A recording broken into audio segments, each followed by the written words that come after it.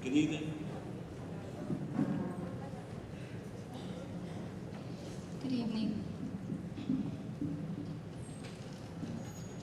I will start with a series of questions. Would you want your children in a school where they have become so accustomed to being yelled at that they don't even realize they're being yelled at anymore? Would you want your children in a school where they are told to shut up and that they are bad? Would you want your children in a school where the third replacement in this school year forces your child to clean up the urine off of the toilet bowl, even though your child said, "I didn't do that"? Where her sister walked in and said, "What happened?" And she told my other daughter, "Mind your business." Would you want your child in a school in which they continue to be subjected to institutional abuse? In a school whose AP is aware of all of this and assures me that it is being addressed, and yet I see no change. That's where my children are. And finally, after 8 months of having made the request to transfer my children out of such a school, it has been granted due to the severity of the situation in which my children have been subjected to at PS 23 Duncan Annex. I am very concerned about Mrs. Ayala's replacement. I am very concerned about the way Ms. Jones has handled this situation, how she has targeted and singled out my family, how she has made false allegations against me and has wrongly accused me of targeting her, harassing her, and as if that wasn't enough, claiming that everyone in the school building has an issue with me and they are tired of me, and has alleged to have spent thousands of hours dealing with this. Ms. Jones has not taken responsibility for any of her decisions. Who will hold her accountable? I have reached out to Patricia Bryant, Mrs. Ayala. Who else do I reach out to hold an assistant principal accountable for these decisions, that is well aware of what is going on, and continues to allow this to happen? I am exhausted to the point where my body is now feeling tired because of this battle, because that's what it has become. As a mother of 2, as a full-time student, as a teacher in training, I want and I deserve, I have a right to peace of mind when I send my children to school. And I do not have that when I take my daughters to PS 23 Duncan Annex. Because if it's not the teacher, if it's not the teacher aide, it is the custodian, and most recently the security guard involved in some type of nonsense concerning my children. According to the website in early childhood, they're expected to provide a learning environment that will help children develop intellectually, socially, physically, and emotionally in a manner appropriate to their age and stage of development. Include education on health, nutrition, and social and emotional well-being into a daily program of varied activities. Enhance children's feelings of self-worth and appreciation of their own and others' ethnicity, cultures, and languages. Develop social competence by providing opportunities for children to make decisions and solve problems during their school day.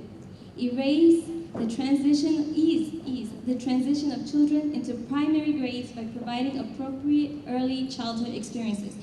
I ask you, if the experiences my children have had at this building, are they appropriate? Is this how you are preparing my children to go into kindergarten? It took 8 months of subjecting my family to this, to be granted the request. So, it is not a comfort to me to finally be granted this, because I pointed this out from the beginning. It is not a comfort to pull my daughters out now, in May, at the end of May, to a completely different building where they will be in separate classrooms. It is not fair to my children, but I am forced to make that decision because it would be irresponsible in my part to leave my daughters in that school. My daughters keep a journal because according to the high school curriculum, they're not allowed to teach them how to write. So, at home, we teach my daughters how to write. They keep a journal.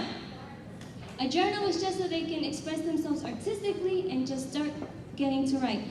If you flip through the pages of my daughter's journal, It's all very sweet and very pleasant, very nice drawings. When you get to this one, on 4/21/2010, you see this drawing, and when she drew it, I asked her, "What is that?" She said to me, she's making a mad face at Miss Wright, and her sentence was, "I am angry at Miss Wright for yelling at me." Okay? I still don't know if that was addressed, and if so, I don't know when. This is a few of what we have been subjected to, a few of the things we have been subjected to at this school. I am tired, I am hurt, I am discouraged.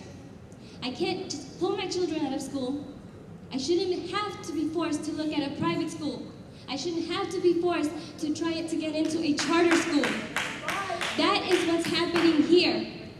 So even though my children will no longer be at PS 23 Duncan Annex, I am very concerned as to who will replace Mrs. Ayala. Very concerned. Dr. Epps would like to answer. I don't know who's replacing Miss Ayala yet. That's a personnel matter. We have to post for the positions. We have to get the best qualified individuals to apply for the position. There will be someone that will fill her position. I can't, even if I knew the name right now, I wouldn't tell you publicly. I'd have to tell you privately, because it's a personnel matter. But we will post for the position. I will have a person in place. That person will be in place before August, so they can open up schools for September. As far as your information, I was just speaking to Ms. Bryant, who's here. She tells me that she is aware of this situation. I'm not aware of it, and I don't know if all of those things have been resolved.